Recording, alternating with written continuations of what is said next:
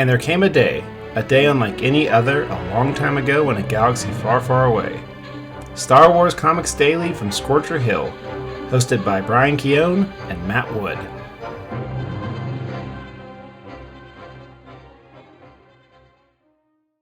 From Scorcher Hill, this is Star Wars Comics Daily. I'm Matt Wood. And I'm Brian Keown. Welcome to episode 118 of Star Wars Comics Daily, Star Wars number 30. Star Wars number 30 was released September 25th, 1979. As always, the writer/editor is Archie Goodwin. The artists are Carmine Infantino and Gene Day. Letterer is Joe Rosen. Colorist is Petra Goldberg. And the cover is by Carmine Infantino and Bob Wycheck. I really should start crediting Gene Day as the artist of these issues. Even though I do think it is mostly Carmine. I assume that it's Carmine doing the pencils and Gene Day doing the inks, but they always credit him as artists. So right, which by this time they would have credited those as different artists, or they would have said penciler and inker or something like that. Right? It depends. Like even in the Star Wars comics that we did with Stuart Immonen, he was credited as artist, and then Wade Von Graubedger was inker. But I always just called him penciler because it was like, well, he's not just the artist. There's other artists. So that seems a little much. Yeah. But it could be that Carmine is just doing breakdowns and Gene Day is doing it. But he's got so many different inkers, and it looks pretty much the same most of the time. So I think he's probably doing the pencils that most people would normally have done. Let me ask you if I'm out of line here, Brian. Okay. If you're starting to credit the inker as an artist, you should also be crediting the colorist as artist too. Sure. Yeah, I mean that's why I have kind of a problem with just artist, because even Joe Rosen, the letters, he's an artist too. Well, he's not doing this. Come on. He's not doing this on a computer. Okay, you know what? I stand corrected. You're absolutely correct. Yeah, this is all hand lettered. In those old school fax machines where it took. Right. He was in the bullpen, right?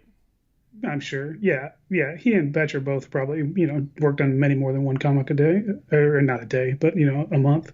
Around what year do you think the old bullpen system kind of came to an end? Like mid-80s? Oh, probably even farther than that, I would imagine. Further as in later? Yeah, like more like in the 90s, until we could, until everybody had their own scanner and stuff. Do you think it took the internet? I think it took the internet, yeah. 'Cause, I know that they would mail stuff through FedEx and stuff. So, yeah. Although, I don't know, when CrossGen started in like around 2000, that was one of their big things, that we've got a bullpen. And so, Ron Mars is writing a comic book and Jim Chung sitting right next to him drawing it and stuff like that. So maybe it was pretty far away by that point. Yeah. I do like that Ron Mars. Yeah, he's good. Yeah, he's going somewhere someday.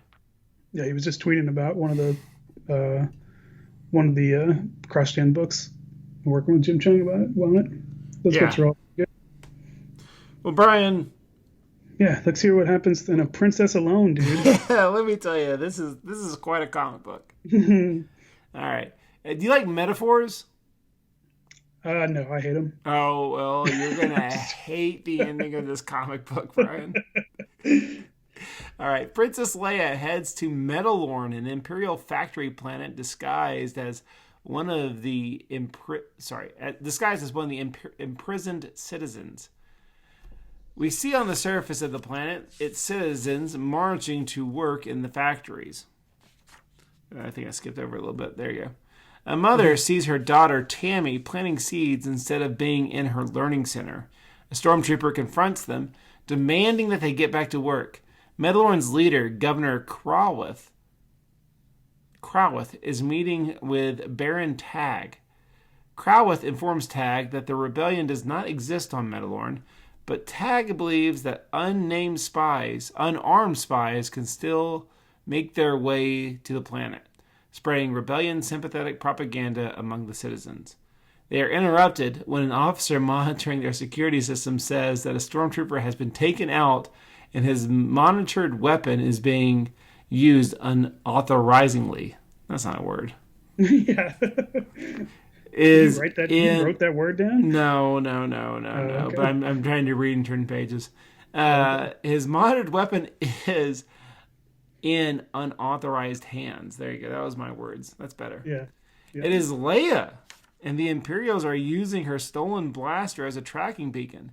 She is in pursuit and jumps into a conveyor of ore to escape. When they track down the weapon, they find it abandoned and that Leia has escaped. Oh no.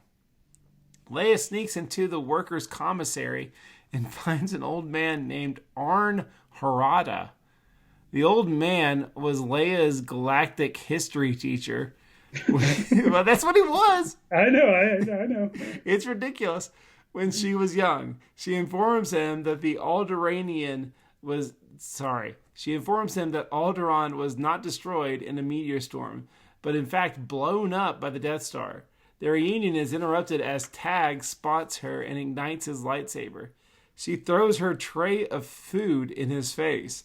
While Tag is blinded, she trips him, handcuffs his ankle to a table, grabs a kid who turns out to be Tammy, and crouches. Tag, believing that Leia has run away, is wondering why the Mandalorian workers do not pursue her, only to discover that they have been so well conditioned that they wouldn't dare take instruction from someone not appointed to govern over them. They don't recognize Tag, so they don't listen to him. He soon runs off in the direction he suspects Leia to have gone. Leia thanks Tammy for helping her hide out, and Tammy says it was pretty fun. Leia gives her a lesson in doing what you think is right, even though it might be scary, and then ducks out. Tag meets up with Croweth, who is pissed off. Neither will report their failure to the Emperor, because it makes them both look like chumps. They will also not touch Arn Harada, fearing that it will spread distrust among the conditioned citizens. The issue ends with Tammy planting some metaphors in the ground to watch them grow. Brian, 5 stars out of 5. Okay, all right. This is a terrific comic book. This is an excellent one and done, at the very least. Sure. The point at the end is a little iffy, I think, but we can get to that when we get to it. You know, I was thinking about this. I actually took some time and thought, and just like I mulled over this issue. Okay. And I looked at Leia at the beginning, and you're easily distracted because Leia has like a sexy pose. Like she's able to make like government issued uniforms look good. Mm-hmm. But she never explains to her husky rebel pilot why she's going to Mandalore in the first place. She's just kind of saying, hey, I have a reason to come here. If her whole reason is to plant distrust among the citizens of an Imperial occupied planet, then mission accomplished, quite literally. Sort of. Okay. I mean, because how old is this girl? Who, Tammy? Yeah. Tammy's young. And Tammy's... I don't know. Carmine also draws Tammy in a way that she can either be 6 or she could be 70. Yes, right. Exactly. But okay, let's say she's 10. Just for... Okay, so she's planning this... So, I mean, how old do you figure somebody is by the time they're able to be of use to the rebels? 16, 18? Yeah, so 8 years? So Leia is expecting the rebellion to continue for 8 to 6 years? That doesn't seem like a great rebellion, dude. Okay. No, Tammy is more or less just the metaphor. Arn Harada is the guy that actually gets things done because you know why? He was a history teacher. Right. He's also super old. So he's like 60. Again, maybe not the best member for... I mean, he theoretically can lead these people. I'm mostly being facetious to the boy, but it did occur to me that, like, that girl's awfully young. I mean, I would hope that you're not still doing this 10 years later. But well, I guess rebellions take a long time sometimes, I guess. The space between A New Hope and Return of the Jedi is like, what, 5 years maybe? Do you think? I think even that's being generous. I think it's more closer to 4. I was going to say, I was thinking way shorter than that. Yeah. Yeah, but, at this point, she doesn't know that. She's thinking, we're in here for the long haul, If Metalore can turn. Yeah, but that little girl's not going to turn the whole planet. Not immediately, anyway. Brian, you take little bitty seeds and they grow up to be great big Okay. flowers. Oh, I see. That's the metaphor. I get it now. Yeah, there you go. Please tell me you're joking and it really didn't take you that long. Oh, no. Okay, No, like I good. said, Because if it didn't slap you in the face at the end, yes, then no, I don't know what comic you're reading. Right, it was pretty obvious. Okay. Like I said, it just occurred to me, like, it was so obvious. I was like, I don't know, that girl's awfully small. And it's going to take her, because it's, remember in, it was Last Jedi, the kid with the broom at the end. Oh, Kid, yeah. It's like, okay, I guess that kid can be a rebel, but I mean, that's another 10 years too. He's awfully young. Yeah, I mean, he probably wasn't that. He may have been like 13 or something, maybe 5 years. No, that boy was a child. I don't remember it enough. Yeah. I just remember you hated that part. Yeah. The part where he used the force at the end. In my fan edit of Last Jedi, and I like Last Jedi, I just have a few fundamental problems with it. It ends after the overly jovial scene on the Falcon.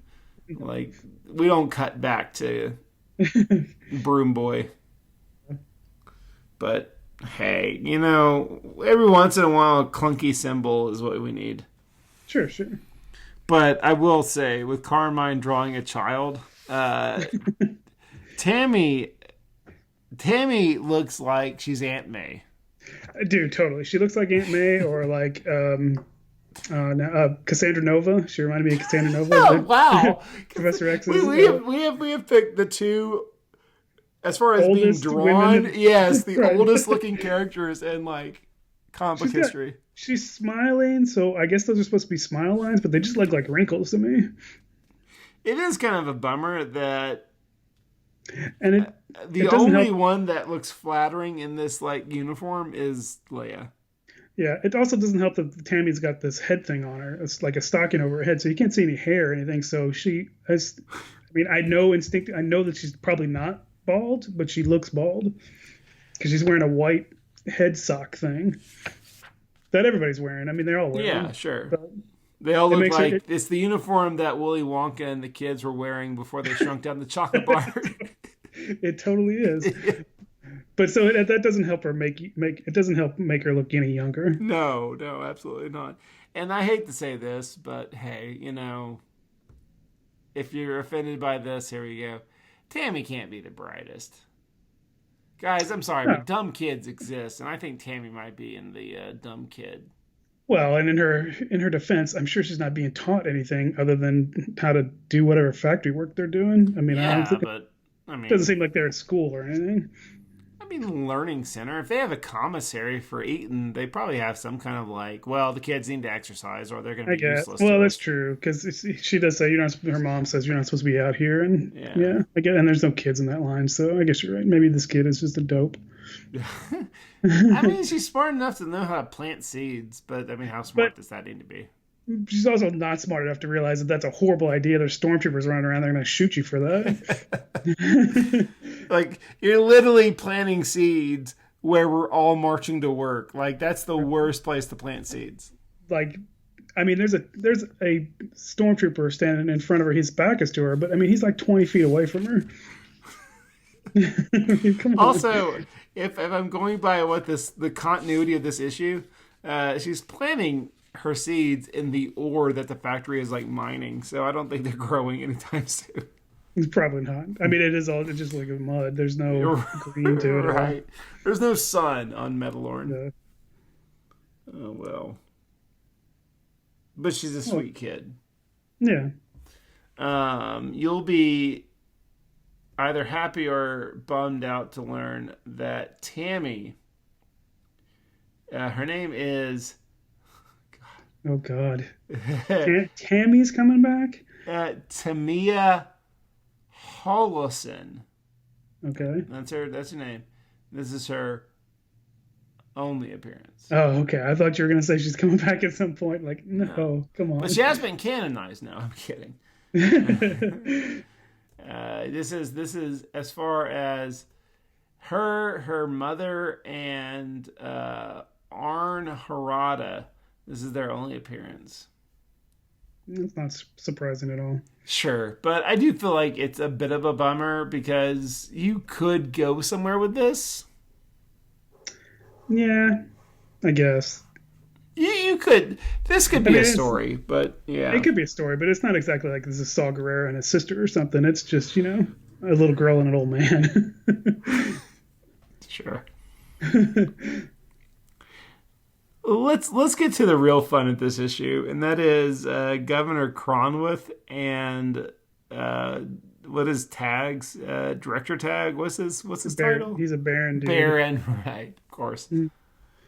A baron who, by the way, knows where Yavin 4 is, knows the rebels are there. Theoretically, all the Empire does, so that's fine. But he also knows that Luke Skywalker is the kid who destroyed the Death Star. The whole last issue was Darth Vader hunting down one rebel to find that name and didn't get it. And Sure. Baron Tag he's not happy. I mean, he's not friendly with Darth Vader, but he at least seems like he's working for the Empire. I mean, it seems like he should have told somebody that name. He is working. He is working for the Empire, right? Yeah, I mean, he's got Stormtrooper. Well, I guess those are they belong to the other dude. But yeah, I mean, his brother's the other Tag guy. Oh, I forgot what Tag's assistant's name was. Oh yeah, it was. I want to say Shemp, but I know it's not Shemp. It was something weird like that, though. Shemp, like the Three Stooges. Yes, I know it's not Shemp, but it was something weird like that. Let's see if I can find it.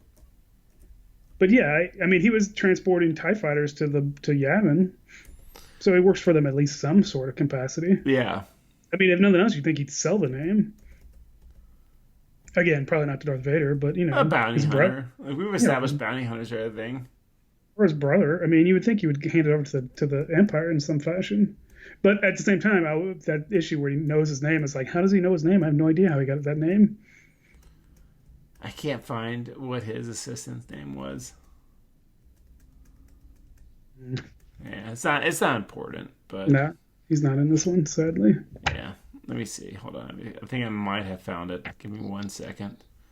This is what we need. This is what people are listening for. Yes. Shanks. Shanks, there you go. Yeah, that's what it is. Shanks. That's a good name. Shanks, who actually dresses like an Imperial. Yeah, he totally does. Yeah, I'm seeing him now as I'm flip back. So yeah, I'm pretty sure that Baron Tag is in the Empire. Again, not friendly to Darth Vader. He wants to kill Darth Vader, but... Well, yeah, but I mean, you gotta keep your enemies close if you want to actually accomplish something. Sure. It's cliche, but I love how Governor Cronwith goes on and on about how, like, there's not even a rumor of rebellion on this planet. Right. Sir, someone's beat up a stormtrooper and stolen their weapon. Right. Like, immediately, the same page. It's good stuff. I do like the idea, though, of authorized, like, weapons, like the weapons that read fingerprints and things like that. It's very James Bondy. Yeah. That makes sense, though. I mean, you got to keep it makes sense in the fact that you want to do something. I don't know that technology exists, really, but, I mean, you want to lock down these guns, just especially on an occupied planet. You don't want Tammy getting that gun shooting stuff up. Does that exist? I don't know. It's one of those things that happens in movies all the time, but it seems like, I mean, when I was younger, which I mean would be, I don't know, 20, 30 years ago, my dad had shoot, in ranges and stuff, and his guns didn't have any kind of, fingerprint crap on them. Well, sure. Yeah. I mean, but like, I don't know. I have to imagine that technology does exist. I just don't know if it's utilized, because I have to imagine that the people that are very much pro Second Amendment are not very much pro, hey, make sure my fingerprints are attached to my gun. Right. Yeah. I know there's like trigger locks that like physical locks you can put on guns, but I don't know that there's anything you can activate with like just this gun doesn't work unless I touch it with my thumb or something, Right. That seems very, like I said, James Bondy. Yeah. Yes. I have to imagine that's shown up in a James Bond movie. I just, I can't imagine.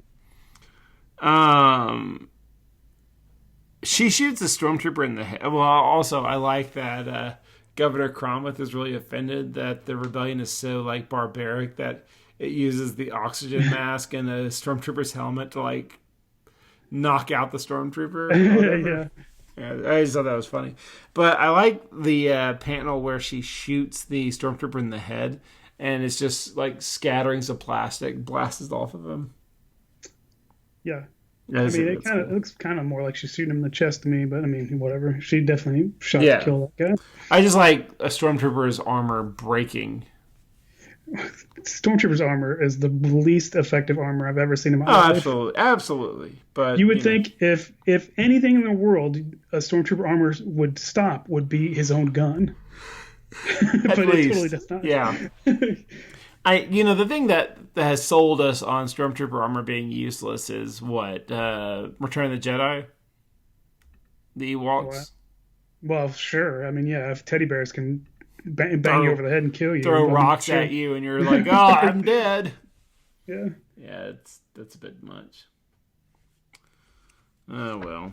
Do we want to go to the? I have nothing about the ore escape.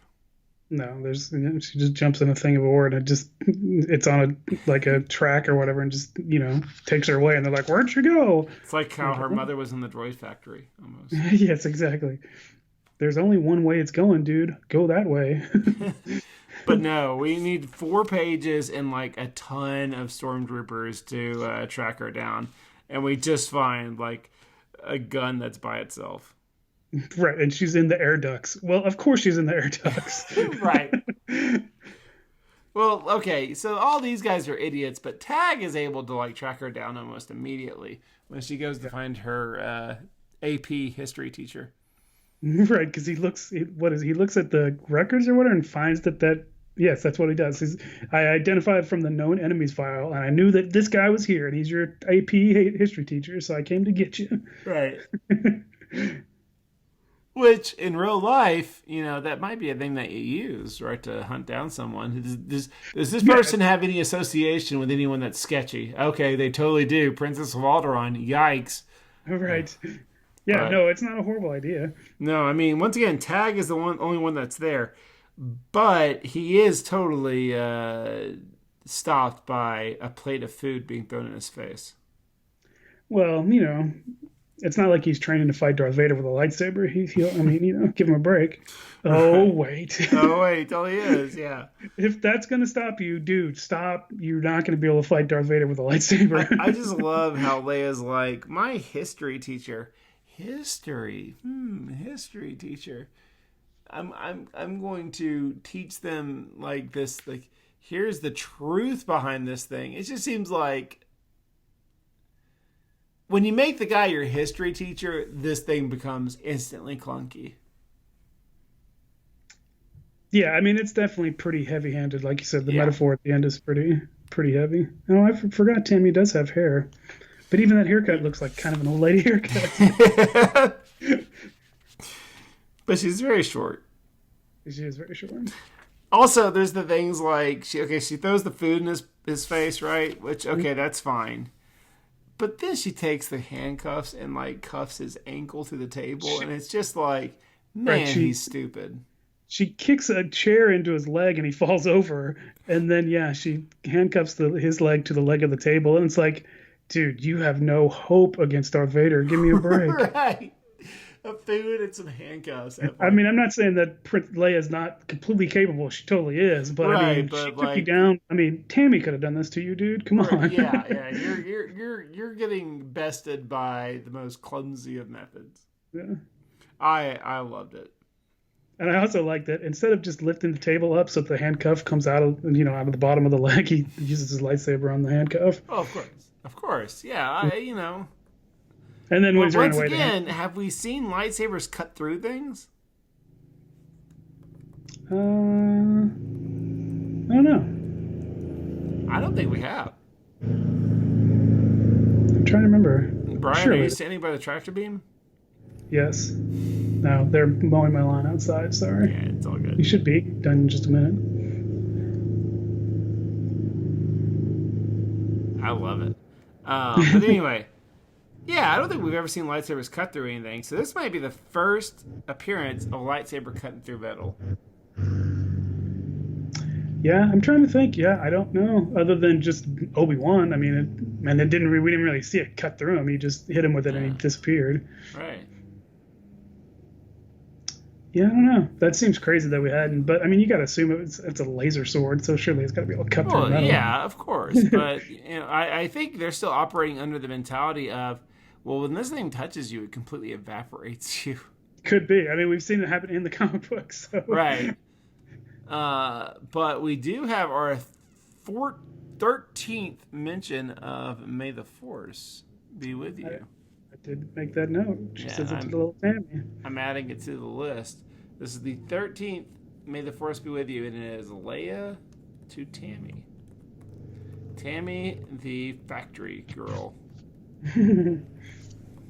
I don't want to say slave, because I don't think they're slaves. They're kind of slaves. I'm pretty sure they're slaves, dude. I kind of doubt they're getting paid. As soon as I say that, I'm like, yeah, but what makes them not slaves? Right. Yeah.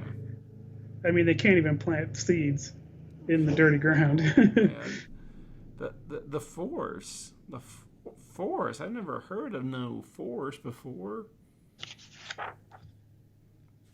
Oh, I was gonna say she didn't say that. Does she? She just said the Force as if she. No, she just says the Force. But yeah, I completely buy that she's never heard of it. I mean, no, I'm sure. Sure. I mean, unless they're her mother's secretly teaching her about the Force, which seems doubtful. I do like that.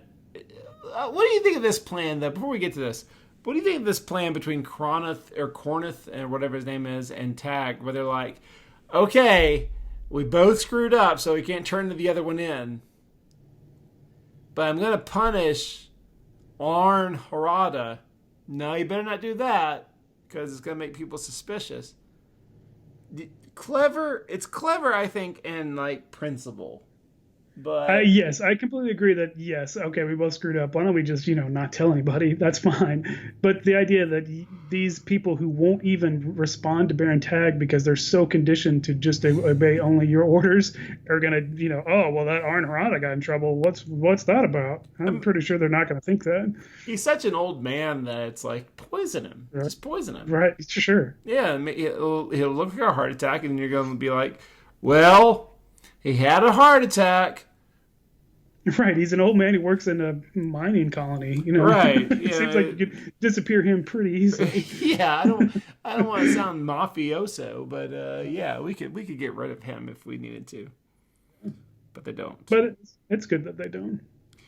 Do you like the pilot that Leia is working with? I think I'm mostly indifferent to him. I don't know. What if I were to tell you, Brian, that you ready for this? Uh-huh. What if I were to tell you that this guy appears? Oh, never mind. I'm looking at the wrong issue.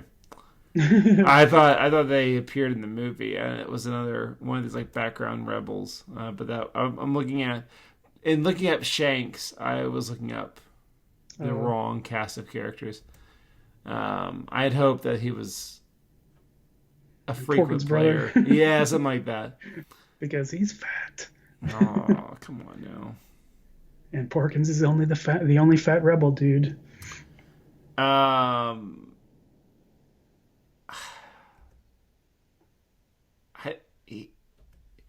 The pilot is not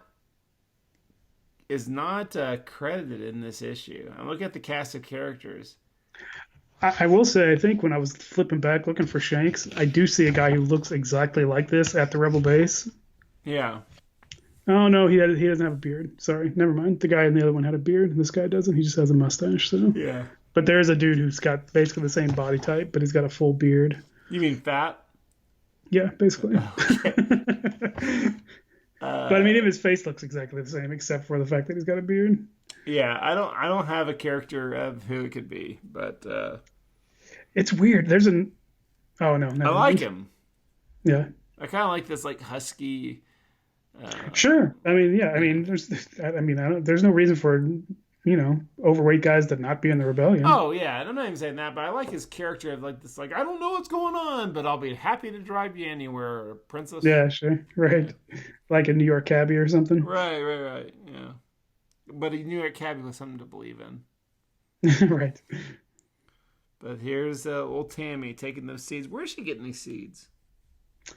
I think they said at the beginning it's just getting it from their food. Oh, well, that seems like a mistake. What do you mean?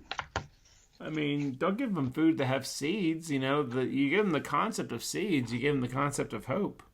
Come on, man. You're going to have some stormtrooper pull all the seeds out of their fruit? Come on.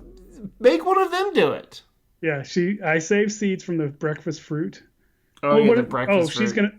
She's gonna take out the seeds? Well, that's what she did. Don't let him keep them. Oh, I'm sure she's stuck it in her pocket or something. Nobody's looking. I'm sure they weren't like, hey, Stormtrooper guy, I got these seeds. Is that okay? That unflattering costume. Yeah. Oh, well. Patiently, hopefully, and that's where we end. Yep. I was hoping to discover that Mandalore would be a planet that they visited quite frequently, and unfortunately, I don't have much. It does appear in some stories. It apparently appears in the video game for Game Boy Advance, Star Wars: The New Droid Army. Oh. Yeah, it's something. It's better than nothing. It also apparently appears in Star Tours: The Adventures Continue, which was I think it's the newer Star Tours that's in Disney parks. Walt Disney World in Florida. It's also in Tokyo Disneyland. But yeah, apparently Mandalorian is mentioned, but that's about it. It is canonized, but only enough to where it's like listed in a galactic map, in one of the encyclopedias or reference guides, but nothing exciting. Yeah, it doesn't seem like a very exciting place. Sure, but anytime a planet shows up that I'm not familiar with, I instantly have to look it up, just because. Sure, because there could be cool stuff, for sure. There could be cool stuff, yeah, but not this time, unfortunately. But that's going to wrap it up. I don't have anything else for this one, do you? No. All right, well, tomorrow we're going to be looking at River of Chaos number 3. I said River of Chaos number 3. But that's going to be tomorrow's episode. From Star Wars Comics Daily, I'm Matt Wood. And I'm Brian Keown. And until tomorrow, may the Force be with you.